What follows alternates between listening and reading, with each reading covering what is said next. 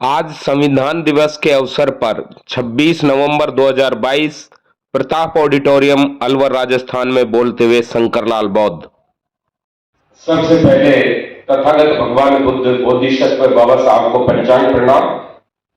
आज उपस्थित मंच पर सभी के नाम मैं नहीं जानता, सभी को आदरणीय मंच, सम्मानीय सदन, सभी को जय हिंद।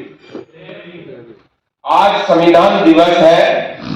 26 नवंबर 1949 को बाबा साहब ने संविधान पूरा मसौदा तैयार करके संविधान सभा में पेश किया और आज हम पूरे देश में सभी संस्थाएं, सरकार के जैसे सर बता रहे हैं, पूरे देश में संविधान दिवस के रूप में इस दिन को मनाया जा रहा है।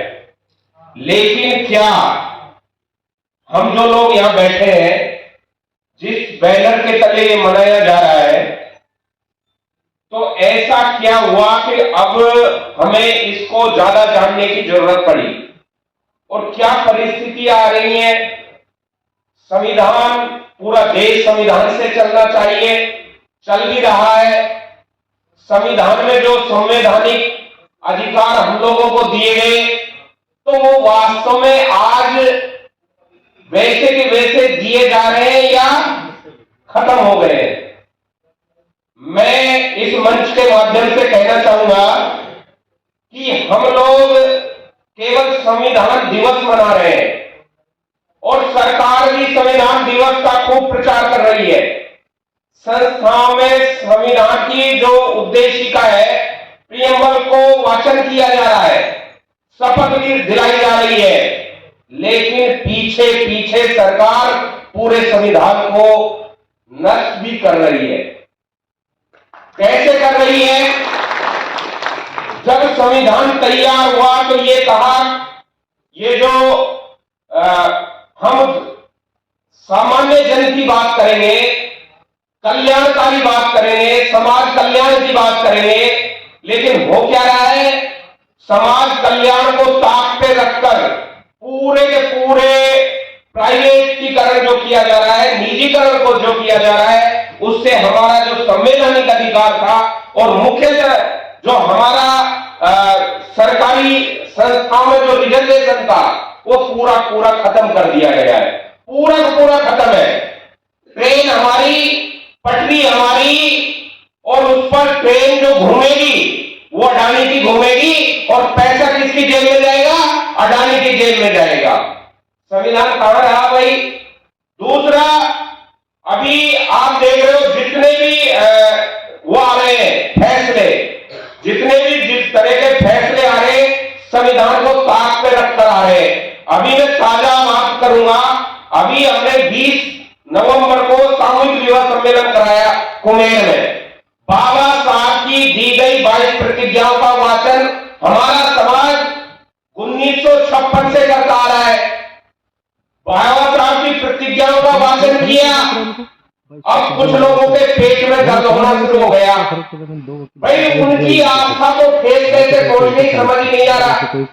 मैं ये कह रहा हूं, मैं इन चीजों को मानूंगा, इनको नहीं मानूंगा, तो इसमें सामने वाले की प्रतिष्ठा कैसे प्रभावित हो रही है, सामने वाले की आस्था को चोट कैसे पहुंच रही है, जबकि वो सामने वाला रोजाना पढ़ना लगा के जगह जगह कहता है ढोल गवार शूद्र पशु नारी ये सब तारण के अधिकारी। हमारी आस्था नहीं है, इस नारी की आस्था नहीं है, शूद्र की आस्था नहीं है।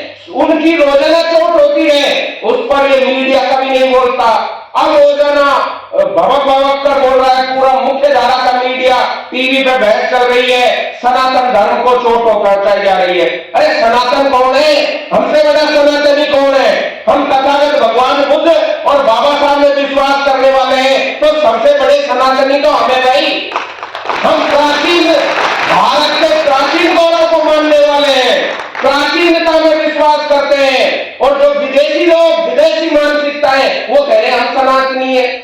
भाई, सनातनी का नाम लेकर तुम विदेशों का बचाव कर रहे हो, हम भारत की मूल भावना की बात कर रहे हैं, हम भारत के मूल निवासियों की बात कर रहे हैं, हम भारत के मूल अधिकारों की बात कर रहे हैं, हम भारत की अखंडता की बात कर रहे हैं, हम समता की बात कर रहे हैं, हम बंधुता की बात कर रहे हैं, हम संविधान की बात कर रहे हैं, और वो कह रहे हैं संविधान ये जो हमारी भावनाओं को ठेस पहुंचा रहा है।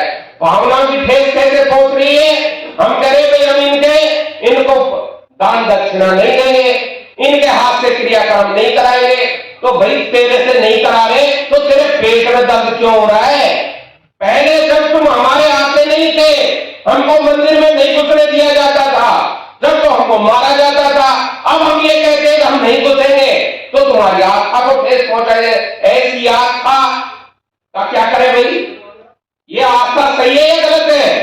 तो ऐसी आस्था वहां लोगों को जब तक हम नहीं बताएंगे मंचों के माध्यम से, अब तुम लोग रोजाना हमारी आस्था को चोट पहुंचाते हो, और हम लोग तो तुम्हारी आस्था को नहीं, हम इस देश की अखंडता एकता की बात कर रहे हैं, समता और बंधुत्व भाईचारे की बात कर रहे हैं। इससे तुम्हारी आस्था को चोट नहीं पहुंच रही।